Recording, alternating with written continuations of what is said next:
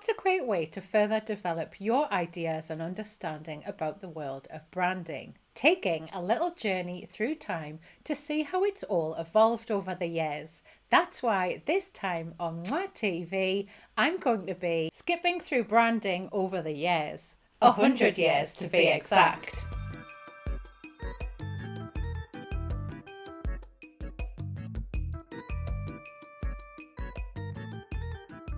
If you've always wondered if there are certain trends or cycles that happen in the world of branding and in the way that businesses use branding, then by the end of this episode, you will have travelled through 100 years of time with me to find this out. That's right, 100 years condensed down into this one episode of Mwah TV so that you can get a potted history of what's happened to the world of branding in the last 100 years. Through time travel.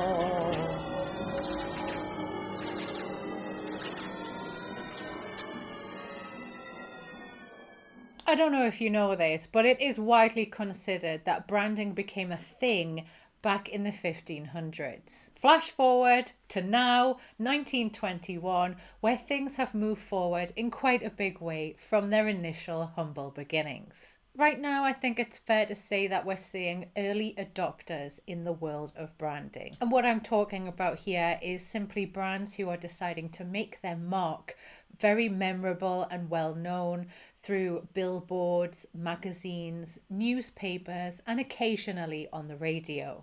We now seem to be saying when we go through the newspaper, a dedicated space for a name of the business who made the thing that they're selling. And sometimes there's a little slogan or a logo or some sort of unique trademark next to the item that's up for sale. The focus of information is key right now in this time. And that's because we're in an era of significant technological advancement.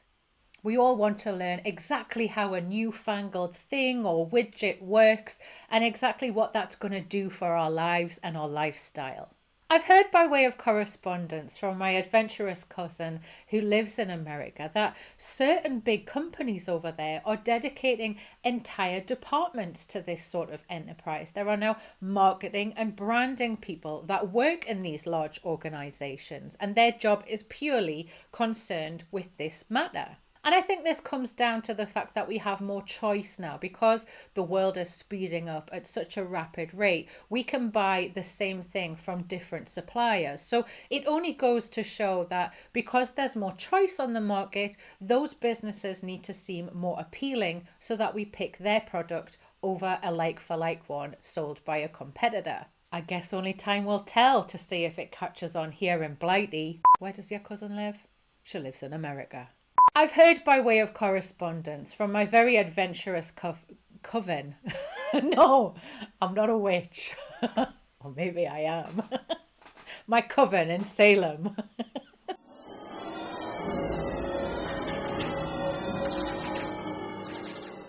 Now that we're coming out of the war here in the UK, I keep hearing about this television set trend that some of the wealthier people in the country seem to be buying and using. Right now, as an average British housewife who is situated quite far north from our nation's capital, London, I can tell you that all of my spare time is filled. All of my entertainment needs are completely occupied by listening to the wireless and reading the odd magazine. My favourite radio show is quite new and modern. It's called Housewife's Choice. And this is a show that's on the BBC, so there's no advertising or sponsorship on any of their shows. When I listen to it, it gives me a sense of kinship with my fellow countrywomen who I know are working on their homes all around the land. Like a sense of camaraderie from the kitchen. Every once in a while, my husband takes me to the pictures. I love going to the pictures. I love to see the Hollywood stars, all glamorous in real life action. And once in a while, you'll see their faces illustrated in one of the magazines I read. They seem to be in a lot of adverts. And I've just bought this new lipstick actually because it looked amazing on June Allison in one of the adverts in my magazine. She was just in a film that we went to see called Two Sisters from Boston. We've just got a new radio recently for the home, and my husband says that the thing that helped him make this final decision on such a big investment was an advert that we saw when we were at the pictures to see Great Expectations. It was actually in colour, and they put it on during the interval, and we both laughed so hard. It was about these silly little bees. It really was very funny, but it was actually for a radio. So my husband decided that it was worthwhile us spending a little bit extra to get all of the latest technological features. I probably will never understand how they work, but they make him really happy. I don't even think I would have been this obedient as a housewife back then, but who the hell knows? Like, it's actually making me want to throw up talking about how subservient I am because my husband runs the house. Give over. If you're enjoying this video, please let me know by giving me a quick thumbs up. And if you're thinking of a friend of yours who is a little bit of a history enthusiast, please do share the link with them. And let's face it, if they're into branding as well as history, then you can tell them that they've just won the TV jackpot, can't you?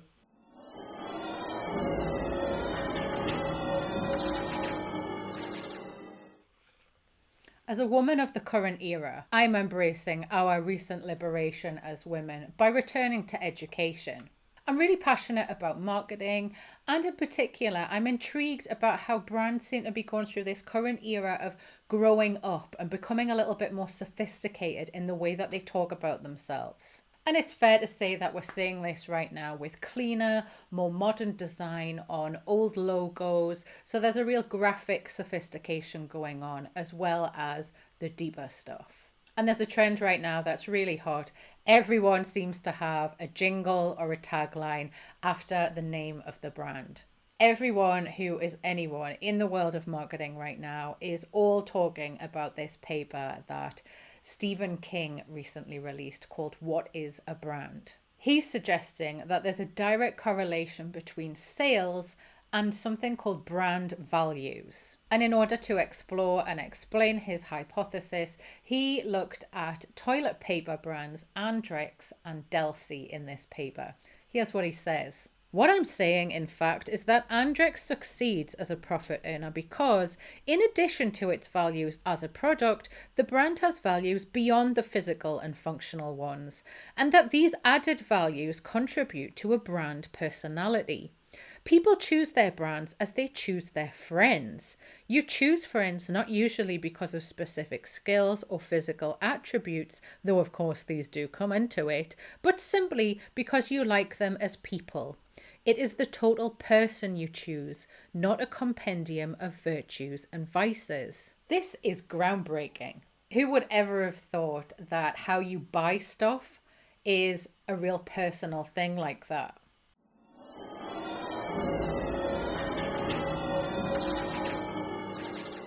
At the beginning of this decade, we had quite a long recession. Now that we are into a new economy, I have been particularly inspired by a very clever lady, Mary Goodyear, and she's come up with a whole new theory about branding. This is named the brand consumerization spectrum.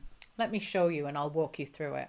You can see here how a brand is to evolve and progress over time. As we move up from being in an unbranded state, we progress into having a brand personality and then being regarded as an icon as a brand. And you can see here right at the top, the pinnacle of this model is to be able to firm up policy and standardize practice. So for a small business navigating their current place as a brand, you can get a quick insight into what's next for you in the way you ought to progress with your branding. Wow, that is seriously revolutionary. Seeing things in this way about how a brand evolves and progresses over time is actually quite nifty as far as I'm concerned. What makes it so cool is you can think of an old brand, a brand that has been a household name for a very long time, and you can see how over time they've evolved and grown through this particular model by Mary Goodyear. I have a bit of a feeling, and I'm willing to put my name on the line and predict that this new internet situation might have quite a powerful influence on how we think about brands in the coming years. They say that it's going to start being used by every single person in their homes, but I guess time will tell. Not quite Tess McGill. I feel like I look like Brian May. Although this does look like every receptionist I saw from 92 to like 97. Hello, can I help you?